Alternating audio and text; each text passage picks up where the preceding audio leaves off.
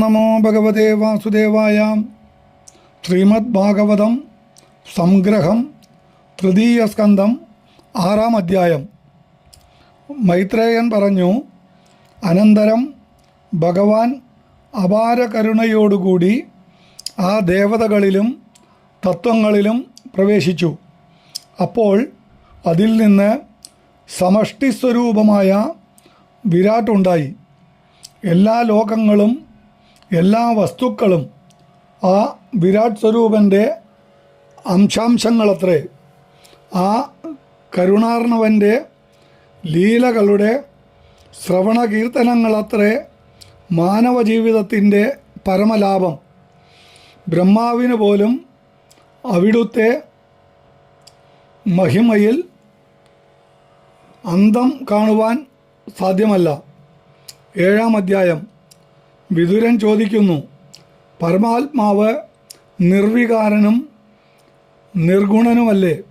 അവിടേക്ക് ക്രിയകളും ഗുണങ്ങളും എങ്ങനെ വരും? ലീലയാ ഭഗവാൻ ഇവയെ സ്വീകരിക്കുന്നു എന്ന് പറയുന്നതും യുക്തമല്ല. എന്തെന്നാൽ ലീലയും ആഗ്രഹത്തിൽ നിന്നാണ് വരുന്നത്. ആത്മാരാമനായ ഭഗവാന് അത് എങ്ങനെ യോജിക്കും? ജീവൻ്റെ ഭോഗത്തിനു വേണ്ടി ഈശ്വരൻ സൃഷ്ടിയാദി ചെയ്യുന്നു എന്നതും യുക്തമല്ല. അദ്വിതീയമായ പരമാത്മാവിൽ നിന്ന് വിട്ട് വേറെ ജീവനില്ലല്ലോ. പരമാത്മാഭിന്നനായ ജീവന് അവിദ്യയാൽ സംസാരം വരുന്നു എന്ന് പറഞ്ഞാൽ പരമാത്മാവിനും അത് ഉണ്ടെന്ന് വരുമല്ലോ. മൈത്രേയൻ ഇതിന് സമാധാനം പറഞ്ഞു. ജലം ഇളകുമ്പോൾ അതിൽ പ്രതിബിംബിക്കുന്ന ചന്ദ്രൻ ഇളകുന്നതായി കാണപ്പെടുന്നു.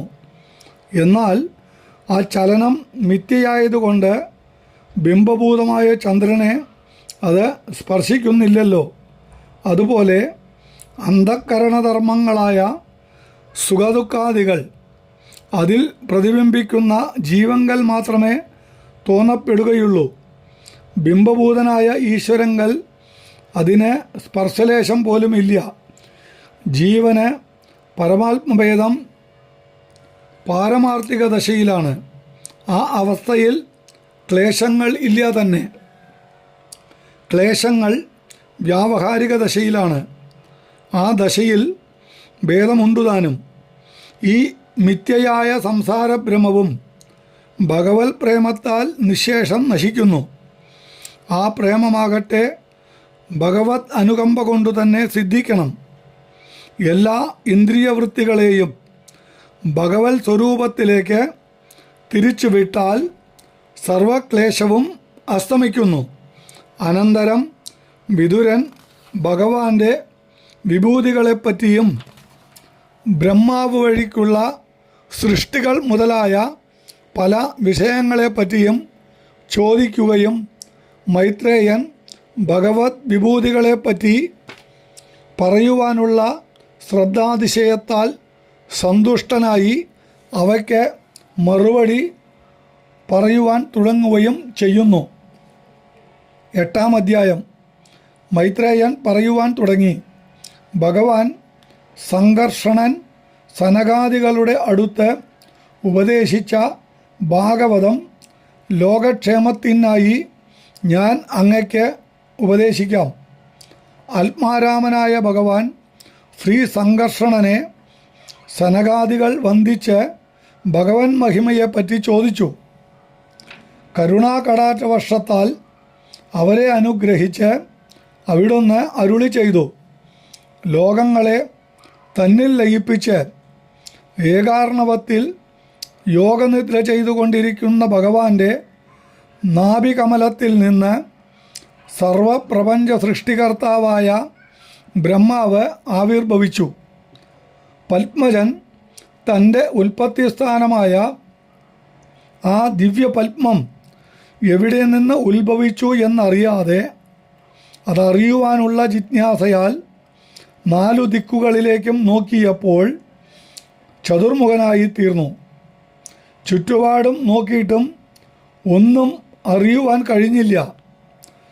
യോഗശക്തിയാൽ താമരവളയത്തിൻ്റെ അന്തർഭാഗത്തുള്ള ദ്വാരത്തിലൂടെ അനേകം സംവത്സരങ്ങൾ തിരഞ്ഞു നോക്കി. എന്നിട്ടും ഒരു ഫലമുണ്ടായില്ല. അപ്പോൾ ഭഗവത് കരുണ കൂടാതെ ആർക്കും ഒന്നും സാധ്യമല്ലെന്ന് ബ്രഹ്മാവിന് ബോധ്യപ്പെട്ടു. അതുകൊണ്ട് മനസ്സിനെ അന്തർമുഖമാക്കി ഭഗവത് ധ്യാനത്തിൽ നിമഗ്നനായി.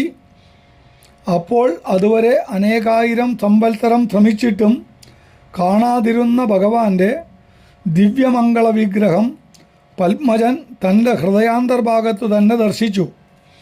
മനസ്സ് അന്തർമുഖമാവാതെ എവിടെ തിരഞ്ഞാലും ഭഗവത് ദർശനം സാധ്യമല്ലെന്നും അത് അന്തർമുഖമായാൽ ഭഗവത് കൃപയാൽ ആ ദിവ്യമംഗള ദർശനം സർവത്ര സിദ്ധിക്കുമെന്നും ബ്രഹ്മാവ് അറിഞ്ഞു.